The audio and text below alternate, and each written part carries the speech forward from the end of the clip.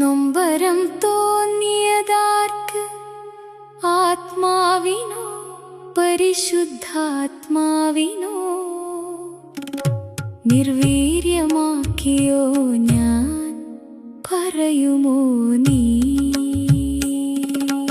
എന്നാലെന്നും വിളിച്ചേ ആ വിളി ആവർത്തിച്ചേ വന്നുവോ നീ?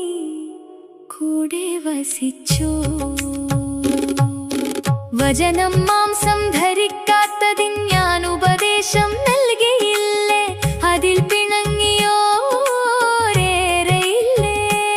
ആരു പിണങ്ങിയാലും പിരിഞ്ഞു പോയാലും എന്നാത്മനെ എടുത്തു കളയരുതേ എന്നൊന്ന് താതനനുസ്മരണം നൽകിയിടേണം.